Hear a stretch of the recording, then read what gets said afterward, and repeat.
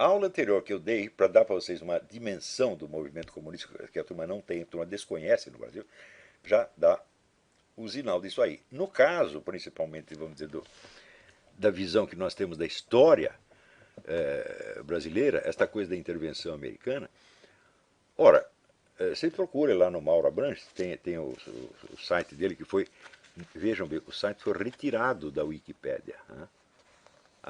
O verbete sobre ações da KGB no Brasil foi retirado da Wikipédia. A Wikipédia está totalmente sob controle dessa gente. Ah, por quê? Porque eles são diretores da Wikipédia? Não, porque a Wikipédia ela é editada por gente de fora. Então é só você organizar um grupo de editores e você está constantemente fiscalizando e mudando, né, a redação das coisas conforme lhe interessa esse grupo. Basta você ter um grupo militante e o grupo militante controla a Wikipédia 100%. Né? E esse grupo existe mesmo. Né? Hoje em dia existe até oficialmente, para que tem o MAV? Né? Então, por exemplo,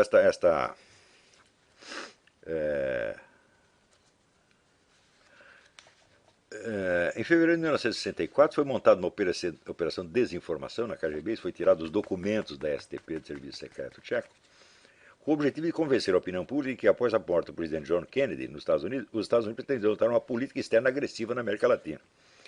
E que tal política resultaria inevitavelmente no maior intervencionismo econômico, político e militar do governo americano na região.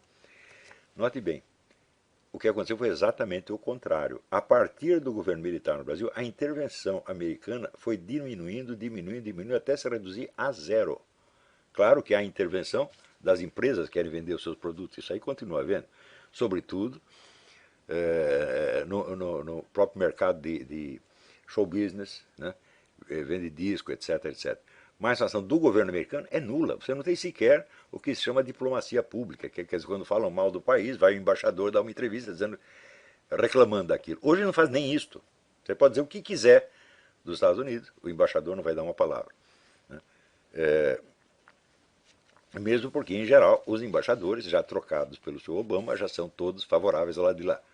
Né?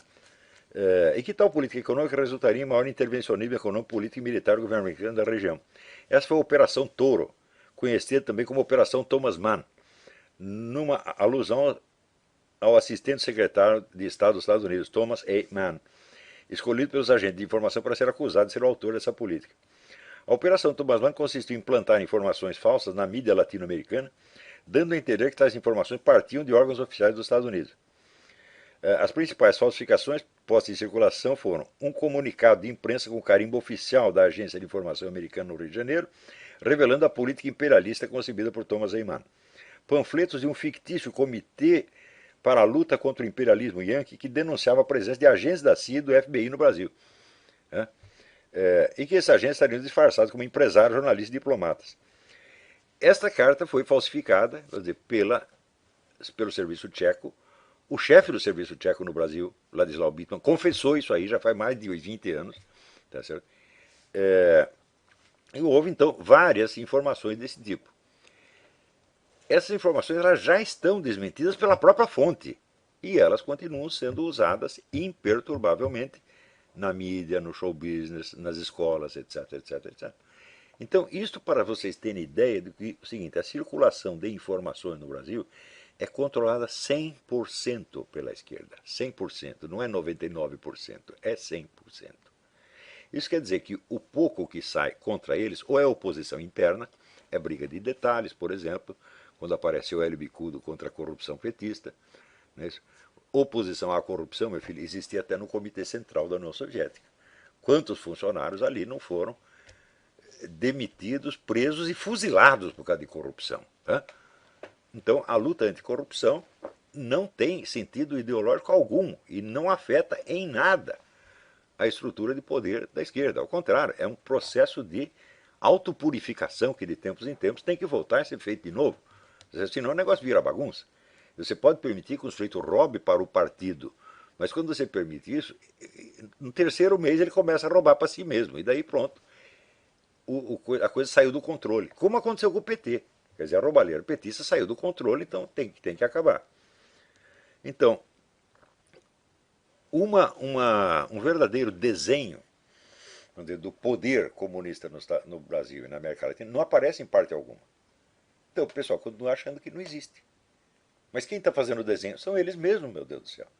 Isso é uma coisa que se pode comprovar caso por caso. Se você pegar a história de cada jornalista brasileiro, você vai ver, primeiro, o número deles que pertenciam a organizações de esquerda e que ainda continuam vinculados a ela é enorme. O número dos que foram treinados pela KGB ou treinados em Cuba é também enorme. Alguns deles de vez em quando confessam, como Anselmo Góes, por exemplo. Tá certo? Mauro Santana não confessou ainda, mas para mim é notório. E tem outros, né? Esse pessoal todo que faz a Carta Capital, então, são eles que controlam a mídia e, ao mesmo tempo, controlam a mídia dita de oposição. Isso já acontecia no tempo dos militares, meu Deus do céu. Quando se chegava, quem controlava a Folha de São Paulo? Era o Cláudio Abramo, que era um trotskista radical, por exemplo. Né? Quem controlava o Jornal da Tarde? Né? Era o Ricardo Otaki, o Narciso Calil, essa gente. Quem controlava a revista Editora Abril? Eles mesmos. E eles mesmos também faziam pequenos semanários de oposição, denunciando a grande mídia, que era eles mesmos que faziam. Isso aconteceu durante todo o regime militar. Né? Então, se você controla, vamos dizer, a mídia e a antimídia, então você controla tudo, meu filho. Nada se opõe a você, absolutamente nada. Tá certo? Então, foi vendo essas coisas que eu decidi publicar o negócio do imbecil coletivo, porque esta uniformidade mental da mídia, do ensino, das artes, etc., estava imbecilizando as pessoas. Estava virando uma situação no qual qualquer hipótese que não fosse a majoritária era concebida como loucura, como assim, doença mental.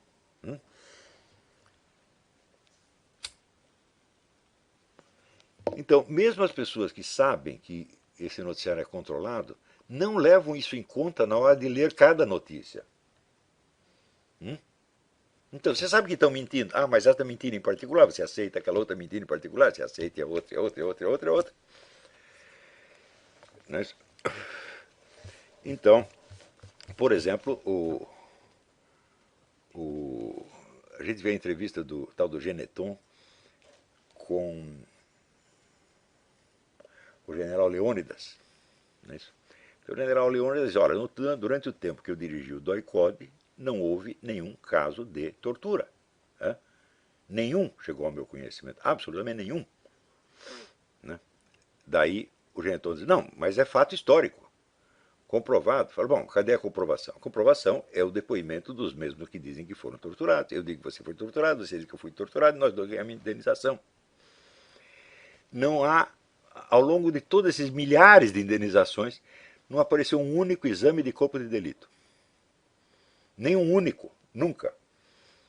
Então, ora, você compara isso, por exemplo, com o caso do Richard Wurmbrand, que foi torturado nas prisões da prisão comunista romena, e que fez questão de ser examinado por uma comissão médica em público na ONU, mostrando marca de queimadura, cicatriz, dente quebrado, etc, etc, etc. As fotografias estão à disposição. Então fala, bom, como é que no meio de não sei quantos mil torturados não tem uma única marca?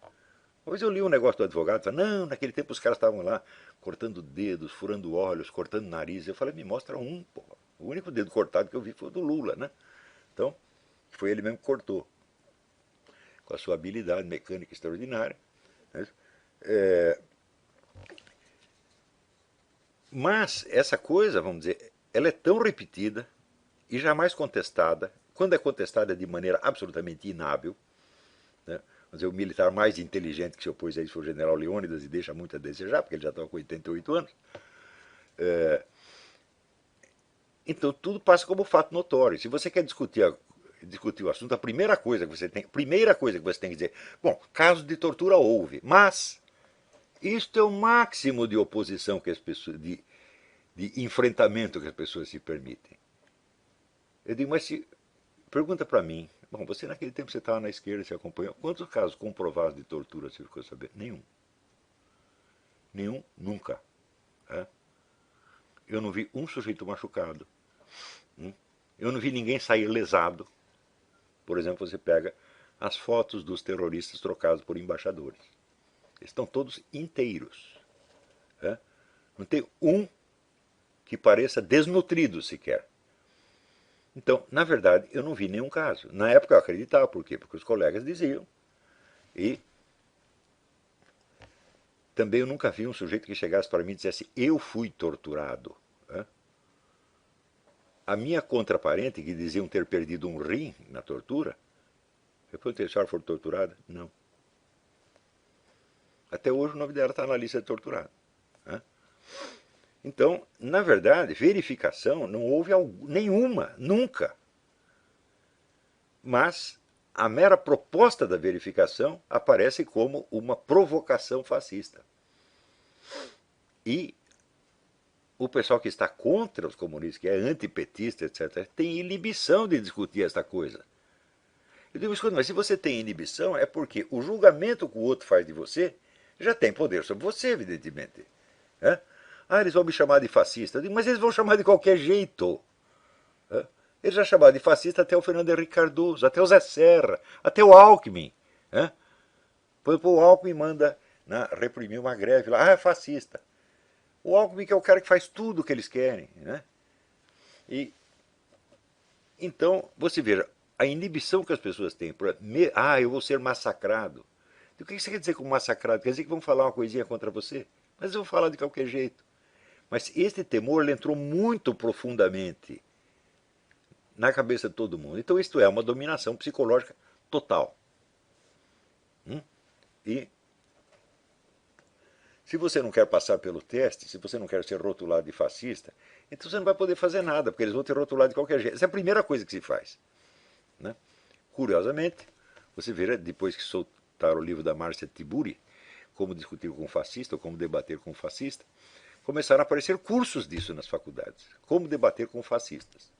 Dados por pessoas que jamais debateram com ninguém. Isso é uma coisa extraordinária, porque eu só me aventurei a dar algumas lições sobre a arte de debater depois de eu ter participado vitoriosamente de vários debates. Então, eu provei que sei fazer e agora vou ensinar como faz. Mas eles não, eles ensinam como faz sem nunca ter feito. E isso é aceito como coisa normal. Eu digo: quantos debates com fascistas, fascistas, entre aspas, a Márcia Tiburi teve? Nenhum, zero. E o dia que se aventurar a ter um, vai sair muito mal. Né? Principalmente se o fascista for este que vos fala. Tá? Então, você vê que esta situação de anomalia epistemológica, ela está consolidada no Brasil há muito tempo. E as decisões políticas que são tomadas com base nisso, elas serão sempre erradas e sempre acabarão favorecendo o mesmo lado. Você verá, quando decidiram por essa estratégia do impeachment, primeira coisa que eu falei: olha, primeiro, impeachment demora. Segundo, impeachment legitima a eleição fraudulenta, porque você não pode fazer impeachment de alguém que não é presidente da República. Você não pode fazer impeachment de um usurpador. O usurpador tem que ter o seu mandato cassado e ir para a cadeia. É? Ah, mas isso é muito difícil de conseguir, vamos pelo objetivo mais modesto. De quem diz que o mais modesto é o mais fácil? É? Você imagina aqui está uma moça que está sendo estuprada por um brutamontes. Uma mocinha de 1,20 m está sendo estuprada por um brutamontes e ela tem um revólver na bolsa. É? O que é o mais fácil dela fazer? Matar o cidadão. Agora, bater nele ela pode? Não pode. Ela não pode vencê-lo, ela só pode destruí-lo. Então, o que aparente mais difícil é, na verdade, o mais fácil. Da mesmo modo, o impeachment tem que passar pelo beneplácito da classe política, você vai ter que conquistar um por um. Não é isso? Então tem duas forças. De um lado tem a intimidação popular e do outro lado tem a propina. Vamos ver o que pesa mais. Né, tenho mais medo de ficar sem dinheiro ou tenho mais medo de que a população bata em mim se eu sair na rua? Hein? Foi isto, durante meses. Não foi assim? Estou errado? Estou exagerando? Não, foi exatamente isso. Essa é a contabilidade que os caras fazem é isto. Hein? Então, esse aí está me oferecendo dinheiro, mas os votos estão do outro lado. Né? Se eu aceitar o dinheiro agora, eles não votam em mim, daí acabou a mamata. É um cálculo desse tipo. Né? Durante meses. E prossegue ainda. Né? Mas ainda tem no meio do caminho, tem um treco chamado STF. Ora, pensa bem, nós queremos tirar a Dilma. Eu digo: mas olha, qualquer proposta da Dilma tem que ser discutida no Ministério, tem que passar pela Câmara dos Deputados, tem que passar pelo Senado, leva um tempo. E aí ela é filtrada, modificada, atenuada, etc. E aí no fim aprovam alguma coisa. Hein? A não ser que ela faça por medida provisória, mas a medida provisória é provisória. Tá certo? Agora, e as decisões do STF? São 9 neguinhos que nunca foram eleitos. Foram todos escolhidos pelo PT, com exceção do Gilmar Mendes. Né?